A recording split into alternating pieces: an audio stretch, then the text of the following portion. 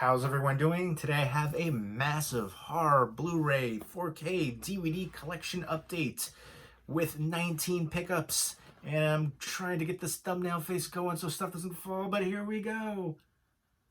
There it is, thumbnail face, we did it. Nothing fell, hooray. And these are all movies I've shown in previous updates, but this is a combined one. I feel like you guys seem to like when I do these combined ones, these massive, horror update hauls. They get more views, so that means it's drawn more people in. And, that's kind of the goal on here, to talk movies, but, to get more people involved in checking out the videos as well. Horror is my favorite genre by far since I was a kid. I remember sneaking downstairs as a little kid when my parents were asleep to watch horror movies and seeing all the VHS horror artwork in the video rental stores. I grew up in that era. I'm old, but some amazing sets. And let me know if you've seen any of these movies and what you think of them. And let me know which one is your favorite as well. Leave me those comments down below. First up is the Friday the 13th collection deluxe edition right here. This is what everybody's been talking about, everybody's been showing. There's the spines right there. I've gotten some stupid comments on here and on Instagram too, people saying enjoy all your disc errors. You're an idiot. First of all, if you didn't know there was disc errors, you probably wouldn't have even noticed. They're so minute, minuscule. So I feel like that was a thing too. Like, I feel like people just love to complain. People love to just hate on everything. But yeah, the three issues were on three separate movies. The Friday the 13th Part 3, the credits intro, there was an issue with that for like a second, and then there was an issue with Jason Goes to Hell. Like, there was a scene where there was a wrist being snapped, which wasn't in there. It was supposed to be put in there, but again, that was another like second scene, if that. And then there was the Jason X, the sleeping bag scene. It was missing audio for like a second. So I feel like those were such a quick thing. It's not like they were just riddled with issues. It wasn't the case at all. And they already announced a replacement disc system, so you just have to contact them and take a picture of your receipt or proof of purchase, and they'll send you out the replacement discs. That simple, that easy, not worth all the complaints and hubbub. This is a beautiful set. We're talking new transfers, new special features, beautiful artwork. This is the definitive collection for Friday the 13th. There you go. Let me know what your favorite Friday the 13th movie is overall, and your favorite sequel. Leave me those comments down below, and let me know what you think of the artwork. I think the artwork is amazing. Super happy with this beautiful, beautiful edition. And I'm going to try to go through these because there's, like I said, 19 total. Try to breeze through as quick as I can.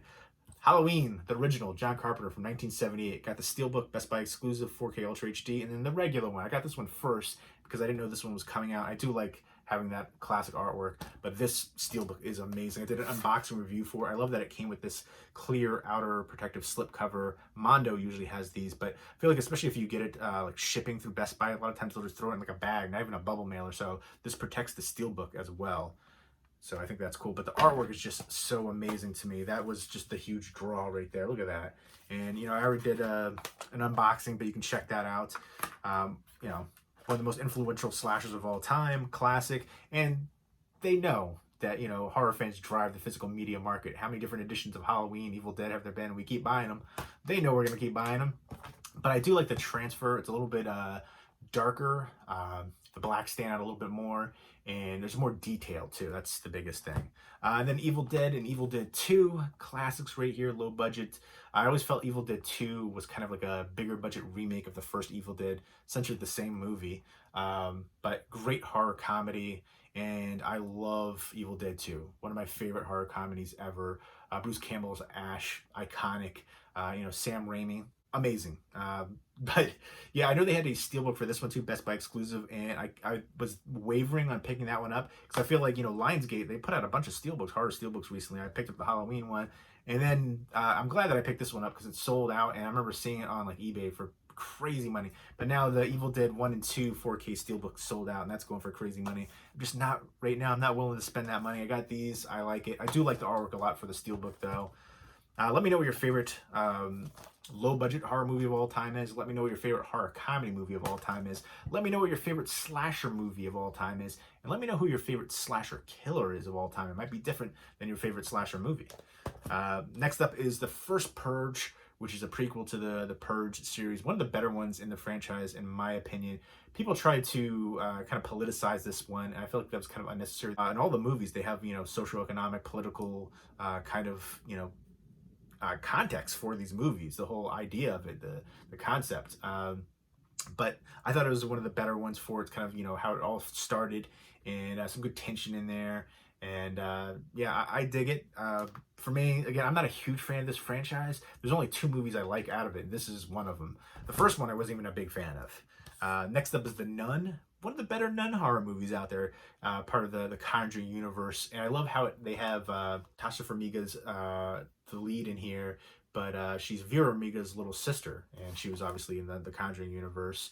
And this also has Demian Bashir as well. But basically, they go to this Romanian village, or there's a monastery, is this church rather, and they find that there's nun has been, she committed suicide, so they're sent there, Demian Bashir and Tasha Farmiga, and she's a nun who hasn't taken her final rites yet, and he's a priest with a past, and they have to figure out what's going on, and there's some crazy stuff. I want to say this is set the 50s or 60s, I can't remember now, but they kind of tie it to the universe. There's a scene towards the end credits right there.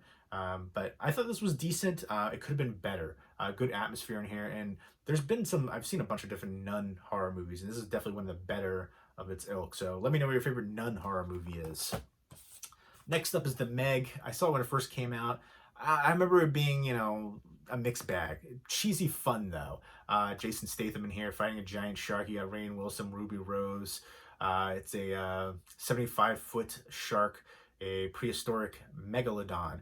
And I remember the scene that they showed in the credits, like this, substation that they have underground. You see the one little girl, and then the giant shark, and the jaw imprint, the teeth imprint. I thought that was really cool on the window. And, you kind of know what you're getting yourself into for a movie like this. So Jason Statham kicking butt, kicking a giant shark's butt. They're going to make a sequel to this one, and why not, right? Again, I remember not being the great in certain aspects, like some parts were formulaic and I wanted more from it, and too ridiculous in certain aspects. But still being a cheesy, fun one, popcorn entertainment, one you could have a few beers to and just relax and have a good time. Next up, Suspiria, the 4K release from Synapse. And this one and the next one were both sent to me from Movie Chatter on here. Really nice. One of my favorite people on here. We've become friends in real life. We both live in New Jersey, and she hooked me up. Super generous. Definitely appreciate that. She actually gave me the previous release for Synapse Blu-ray for Suspiria. I'm a big fan of Suspiria. It's not my favorite Dario Argento movie, though, but it is one of my all-time favorite movies. Phenomena is my favorite Dario Argento movie.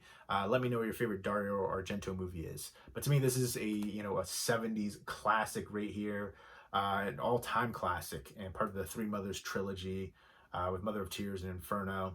But I remember watching this when I was younger, and it just blew me away. The visuals, the color, the cinematography, the score, just so friggin' amazing, and so happy to have this on 4K. Can't wait to check out the new transfer. I feel like so many of these movies, especially like Blue Underground, they did like the new transfers, the 2K, 4K, whatever restorations and transfers, and then they put out the 4K releases, and now you're seeing Scream Factory put out 4K releases, and many other companies following suit. So, it's a double dip trend that's happening like crazy. I mean, it's been going on for a long time, but right now I feel like it's super crazy. And then the Friday the 13th Steelbook, the 40th anniversary Steelbook, souped on this. I love this. I love the classic artwork. One of my earlier horror movies I saw, both actually this and Suspiria, one of the earlier ones I ever saw. If you remember, let me know what your first horror movie you saw as a kid was. For me, my very first one was the original Nightmare on Elm Street. I remember Johnny Depp getting sucked in the bed, the blood splattering up, and just being enthralled and freaking me out, but wanting to see more. Then Killer Clowns from Outer Space, The Exorcist, the original Friday the 13th, and Suspiria were some of my earlier ones that I saw. But absolute classic right here, and super happy to get this on Steelbook. And then I'll show you the interior artwork real quick. There you go. But for me, it's just all about that poster artwork shot. I just love it. And iconic classic movie. Certain movies I'll, if it's an all-time favorite of mine, I'll get multiple editions of, like, Friday the 13th, Suspiria, things like that. I try and, there's spaces at a premium right now for my collection. You see the two bookcases right here. I've got 9 of the big, tall and wide Billy bookcases from IKEA, and then I got 2 smaller Atlantic drawbridge bookcases, so 11 bookcases, and I got piles all over the floor. It's a constant battle to get movies out the door and try to make room for new movies. Hashtag collector problems. Next up is the Paramount Presents release for The Haunting remake from 1999, starring Liam Neeson. Darkman, one of his better ones, right? Catherine Zeta-Jones, Owen Wilson, and Lily Taylor. Lily Taylor also in a couple horror movies with Conjuring, and then she was in the Leatherface movie that came out recently. She was the matriarch there. But Owen Wilson and Catherine Zeta-Jones, I feel like they were not good casting choices for this movie. And this movie just overall was not that great. Disappointing. I remember watching when I was younger and then watching it now. I remember not liking it then, and I don't like it still. But it is a beautiful release. And I will say, if you are a fan of the movie, you'll love this release, from the special features, the transfer, the packaging. But I do like the interior and then the shots of the Hill House, the sprawling mansion, all the ornate design, intricate design, the molding with the kids' faces. Some of the effects are hit or miss. Some of them I like, some of them I don't. But yeah, I wasn't a fan. The acting was hokey at times. Not a big fan of this one right here. I definitely prefer the original 60s one. And they have the 2 series now, Haunting of Hill House, and then the Bly as well, which just recently came out. But I do love the gatefold slipcover right there, where it has the poster artwork, which is what Paramount Presents does, and then they have the numbering too in the spines. Let me know. There's a bunch of companies doing this now. If you have different companies and studios with the numbering like that, do you keep them all together, or do you alphabetize them, so they're not together like that? But again, there's the slipcover. It comes with a digital copy for this one too. And there's the disc artwork and interior artwork with a quote. I think they do a great job with the releases, but it just felt like out of place that this movie would be part of the Paramount Presents line. Like, they do a lot of classic films, like Roman Holiday was just released, and then you're following up with the Haunting remake. I don't know who made that choice right there. Next up is the Blumhouse of Horrors. Let me know what your favorite Blumhouse horror movie is. And to me, some of these are classics. I've never seen Ouija or The Boy Next Door or Truth or Dare. I saw a different Truth or Dare movie. But I know Jennifer Lopez is in The Boy Next Door. It's probably not going to be a great movie, kind of a stalker movie, it sounds like. But Jennifer Lopez, I'll watch anything that she's in. And to me, Get Out is an all-time classic, modern classic. Happy Death Day, great horror comedy. Essentially a horror version on Groundhog Day. Ma, I really like Octavia Spencer in that role. The Visit, old people are creeping me out now. That and Taking of Deborah Logan. Unfriended, though, I felt was disappointing. There's a movie called The Den, which is very similar but much better. Definitely check out The Den. The first Purge movie I wasn't a big fan of. Split, that was a good film, but people raved about that one. I loved it. It's hard to live up to the hype for it. James McAvoy, great performance from him. I really liked him in the movie Filth, which is an Irvin Welsh adaptation. Great performance there, too. I don't hear enough people talking about that movie. But yeah, there you go. I will say there's a couple issues with this set, quality control issues. The digital copy was for a different set. It was for another 10 movie set, focus feature set. So I feel like if you're a horror movie fan and you're wanting to get the digital copies for this, you're going to be pretty disappointed when you find out, hey, there's romance movies and dramas in here instead of my horror movies. For the digital copies, the discs are all right, and the discs are, it's a swing tray. Each movie's on its own disc right there, so I definitely appreciate that. But I also, when I first opened it, the discs were like scratched and finger marks and stuff on there. Didn't affect play for the couple that I checked out. And usually it won't, because the Blu-rays are more durable anyway, so no real issue there. But it's the digital copy that's the issue, and I think it's not, it's not just my one that I got unlucky with. I think it's all of them like this. So I wrote to Universal about it 5 times, no response. Hopefully they'll get back to me one day. I don't know. But yeah, that was really surprising on that one. I've never seen that happen before, where it's like a completely different digital copy set. Next, I was going to do a giveaway for this too, for the digital copy set, and I actually gave away the drama romance set to somebody I know, but I was going to do like a giveaway on here for the horror set. So I'm kind of bummed about that too. But I did do a couple giveaways this month already. For digital copies, in fact. I'm physical media all the way. I think I've only used like 4 digital copies ever. 99% of the time, essentially, I get rid of them. Either sell them or give them away. And next up is You're Next, which is an all-time classic for me. I love the heck of it. One of the best home invasion movies ever. Let me know what your favorite home invasion movie is. The lead actress in here is so amazing. Great female lead here, and kind of about this family, and these, they're having this dinner, and people start coming in with these masks and attacking and killing people, these animal masks. and it's a fight to survive, and you find out some of the people are terrible people and despicable, and there's a reason why this family was targeted. So love this film so freaking much. Great gore, great kills in here, just really tense performances, great atmosphere. Again, I love that lead actress. She was so good in that role. It's a bit formulaic, but again, it's one of the best of its ilk for home invasion movies. Next up is The Vault, which is from MVD. And I feel like, first of all, this movie kind of went under the radar. It was on Netflix, but a really good genre blend of like a ghost heist movie. But MVD, I feel like a lot of their Blu-ray releases kind of go under the radar. Like they also released The Taking of Deborah Logan recently on Blu-ray. And I feel like nobody really talked about that. And Movie Chatter, actually, I was talking to her and she told me, and I was like, I never heard anybody mention that besides her. So I'm very glad, because I was talking about Taking Deborah Logan for like a while now, and I wish that I got a Blu-ray release, and finally did. Although I definitely prefer the DVD artwork. But Taking Deborah Logan, one of the creepiest horror movies ever for me. Again, old people, it's like a subgenre now that creep me out. The subgenres of horror that freak me out the most were like alien abduction, evil killer kids, mannequins, dolls, and now old people. But The Vault, this stars Francesca Eastwood, Clint Eastwood's daughter, Taryn Manning, James Franco, and Clifton Collins Jr. There's a couple family members who try to decide to rob a bank, and they have to go down to the vault in the basement, and creepy weird things start happening. Kind of a throwback. They show flashbacks to a holdup that happened like decades ago. I wanted more from the ending, but overall I thought it was a really unique film and some good creepy scenes and atmosphere in there.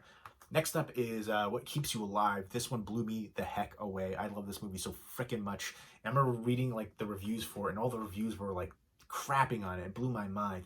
This is just recently put on Netflix. Would highly recommend it. It's about a female same-sex couple. They're celebrating their 1-year anniversary. They go to this cabin in the woods where this one girl is from, like very secluded, and she pushes another girl off of a cliff.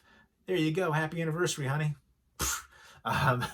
So she has to fight to survive, and she finds out the girl is a psychopath, and there's so much more to the story. There's all these little details and flashbacks and things. Great psychological horror elements going on too. Cat and mouse game, and I just love this movie so much. I remember people were complaining about an issue with the ending, which I thought that was perfect the way that it played out. That's exactly what would happen when you go back in. The person, they would do that one thing. So I don't know. I don't understand the criticism for this one. I love it. So tense, palpable tension, great performances from the two leads. Just awesome. Love it. Super underrated in my opinion. Next up is Elizabeth Harvest. This is, they're both from Scream Factory, by the way. This is an IFC release. But this one, Elizabeth Harvest, I felt was overrated, overhyped. I feel like people were raving about it. And I saw, I was like, it's kind of formulaic, kind of predictable. And I just wanted more from it overall. There's like this really attractive girl, and she's married to Syrian Hands. And I'm like, right off the bat, no, that's not believable. This is, come on, something's up right away. And then Carla Gugino is in here as the housekeeper. She's from Gerald's Game, which I saw recently, late to the game on that one. I enjoyed that one, but felt that one was overhyped too. It has Lurch from the Addams Family. That was cool. He was creepy in there. And then the scene with the hand.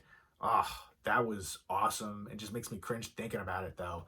But yeah, I did enjoy it, but I felt like it didn't live up to the hype of Gerald's Game. But this one too.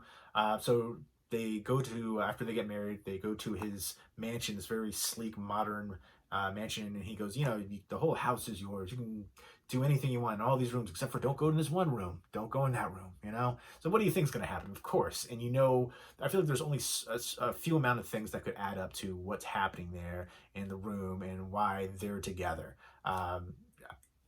Again, I thought it was predictable, formulaic. I feel like if you watch movies enough, you'll get to figure certain things out, So, I don't know, and they try to do a little different things here and there, especially towards the ending, and then this character. I wanted more from the ending, too. Overall, I thought it was about average. Next up are the 3 DVDs right here. This is an Artsploitation Films release. They do some really good independent, low-budget international films. Some of the ones aren't so great. Other ones I love, super underrated. Like Cub was a really good one. Bloody Knuckles, super underrated. Never hear anybody talk about that one. But they have a bunch of different really good ones too. Definitely worth checking out as a label. Some not so much as others, but some ones are like so great, and like, why aren't people talking about these ones? But this is a Norwegian Christmas horror movie. Let me know what your favorite modern Christmas horror movie is. And basically about this psychopath dressed as Santa Claus killing people, and these detectives trying to figure out how to stop him. Some of the characters were terrible. Some of the dialogue wasn't great. And I like the snowy setting. Just could have been much better than it was. Overall, I'd say it's about average at best. Christmas slasher movie. Next up is All the Creatures Were Stirring, a Christmas horror anthology movie starring Constance Wu from Fresh Off the Boat and Crazy Rich Asians, which Crazy Rich Asians was a huge success. They're going to do a sequel. Why not? Make more money. But I really like Fresh Off the Boat, and apparently she didn't like being on there. I guess just the fact that she can get more movie opportunities. But if it wasn't for Fresh Off the Boat, the TV show, she wouldn't have a career. Nobody would know who she was. So I remember like when they renewed one of the previous seasons, she complained on Twitter. Meanwhile, after that, they ended up canceling the show because, if the lead actor speaks out like that, it's not going to be good. And, the rest of the people on the show, that was their big ticket. And so, I feel like that was kind of a bummer. I really enjoyed the heck out of that show, but she was in one of the only good segments in this movie. There's only 2 good segments in here. One, I feel like this is only worth watching for those 2 segments. The wraparound and some other ones, The Office and a couple other just were terrible in my opinion. I definitely wanted more from this overall. This is the overall of this is less than average, but the one scene in here was so friggin' amazing. The one segment definitely worth checking out just for that segment alone.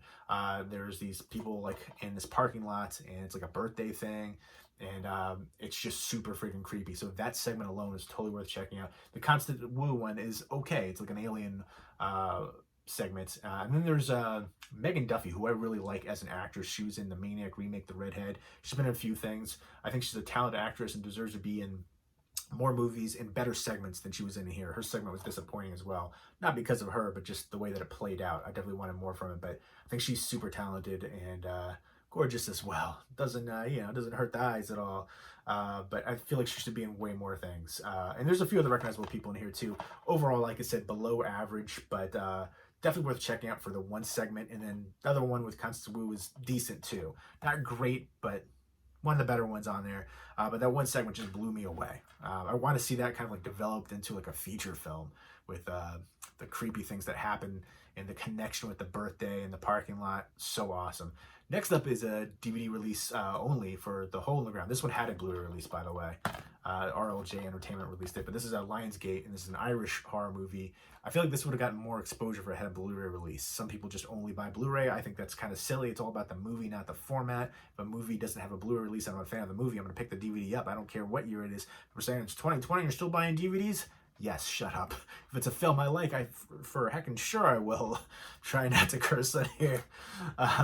But this has James Cosmo in a supporting role here too. But it's basically about this mother and her son. They move to the secluded countryside of Ireland and the small area right there. And one night, the kid goes missing, walks into the woods. And when he comes back, he seems different. And kind of a changeling, doppelganger, folklore story right there. I feel like I've seen a couple films like that recently. This is definitely one of the better of that kind. And yeah, so I thought this was super good and super underrated. I never hear anybody talk about this one. I've never heard anybody, period, talk about it. So I really enjoyed the heck out of it. And I just feel like it would have gotten more exposure if it was released on Blu-ray. But definitely worth checking out. Let me know what your favorite Irish horror movie is. Let me know what your favorite modern horror anthology is. So there you go. Those are all the pickups. 19, massive one right there. Essentially like a couple different updates mashed together. But I feel like whenever I do one of these videos, they get more views and more people check it out. So you can see what I got, see my thoughts on it. And, give me recommendations as well for horror movies to check out that maybe you think I have missed. But yeah, leave me all those comments down below, and I hope everybody's doing well. Take care.